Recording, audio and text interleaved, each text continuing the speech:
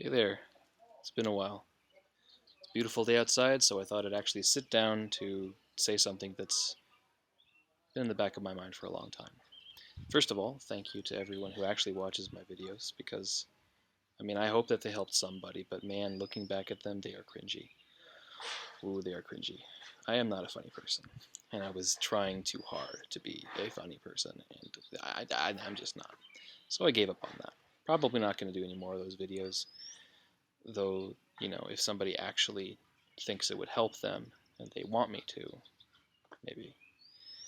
But this video is to announce the start of something different. I plan on starting a new YouTube channel. And I want to devote that YouTube channel to a project that has become near and dear to me. And it will require a little bit of preamble for you to understand where the hell I'm going with all this. By the way, I don't know if you can hear it, but somebody's doing construction back there or something, so yeah. That's what we're competing against. But in spite of that, I still want to talk to you about something big. I want to talk to you about a change that has been building for some time in our world, and it recently came to a boiling point around 2.5, 3 years ago. And here's the big leap. It was the election of Donald Trump to the presidency of the United States. Yeah. Now, if that's not a topic that you want to grapple with particularly, feel free to leave now. I wish you well, I really, really do. But if you want to hear me out, please stick around. I look back on my life and I realize that I've run the full political gambit.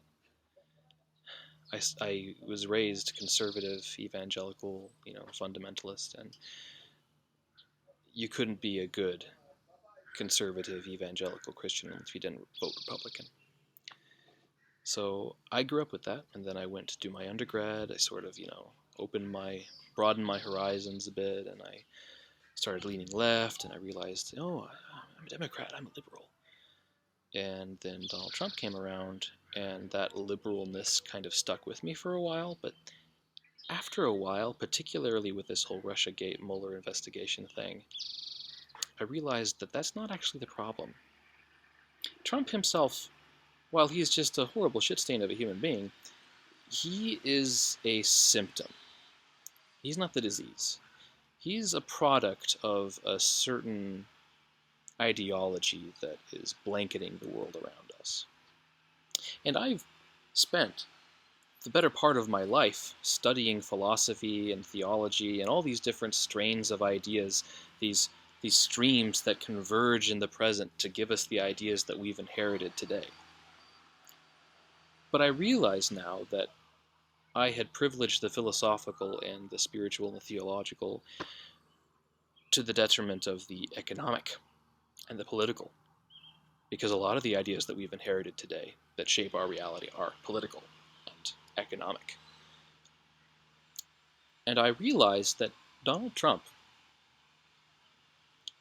he is the product of a very particular economic and political system. It's called capitalism. Donald Trump is in many ways the perfect avatar of capitalism. Now, again, if that's the topic that you don't want to discuss, or one that's just going to make you angry and cranky, then you know what? Your perfect, beautiful day is not worth ruining just because of my stupid video. You don't have to watch this. But again, if you're willing to hear me out, please stick around.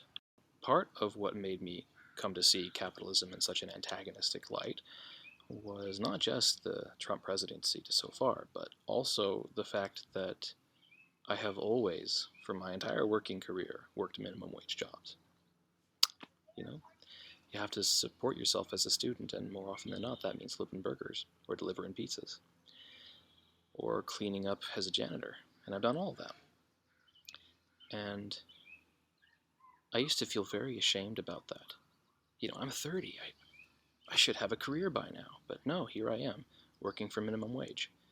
And I remember having a conversation with the head of the philosophy department at Calvin College a few years ago, and he told me, when I talked to him about this sort of thing, He said, no, no, that's a good thing. It is a good thing to have that perspective, because having worked minimum wage, you see the world from the ground up, not from the top down.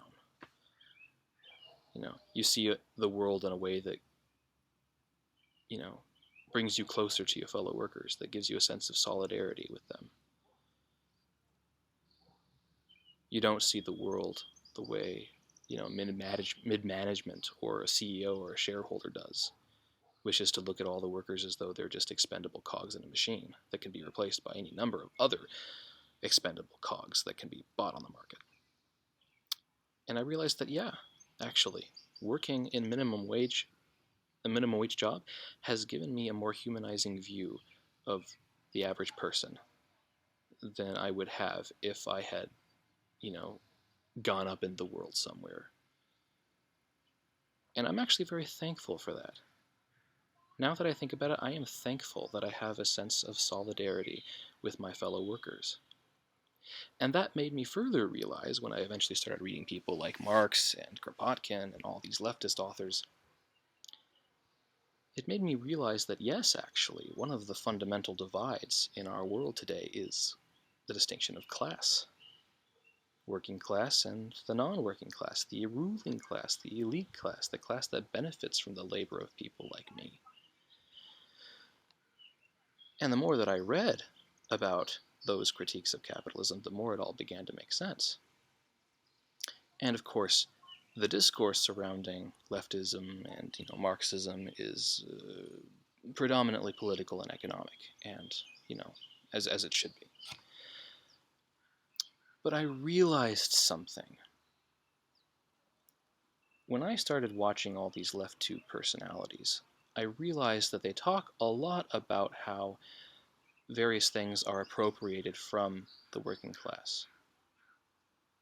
But they never talk about how religion itself has been appropriated by capitalism.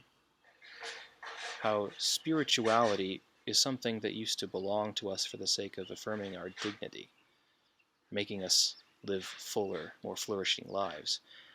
And that's been taken from us. It's been turned into yet another commodity. And I realized, holy shit, here I am studying for a master's in divinity, and I have all these insights to share about how most religions, in their founders' eyes, were what we today would call socialist, communist, class conscious. I mean, what would Jesus do if he were alive today? He would become a communist. He would be a socialist. And he would most certainly not ever, ever in a million years be caught dead supporting anyone from the American GOP. He would not condone fascism. He would not condone the destruction that is being wreaked every day on our living, breathing world. I'm very afraid for the future. I don't have a whole lot of hope. The reports are that apparently we have about 10, maybe 12 years to right the ship, to change course, to stop climate change, to avert ecological collapse.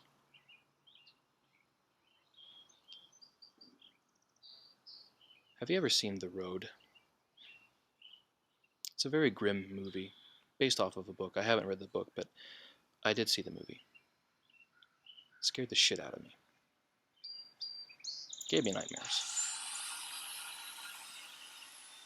For a long time, I had this irrational fear that every fall, when all the leaves come off the trees and the bugs go silent and the birds aren't singing as much, and winter comes, I had this horrible fear that the trees wouldn't wake up again, that spring would never come, that one day the earth would just stop breathing, and we would all slowly asphyxiate.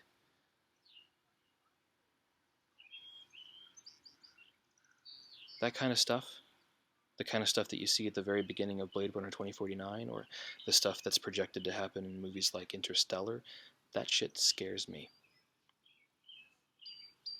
It horrifies me. I think if that kind of world were to come about, I would rather kill myself than live in it.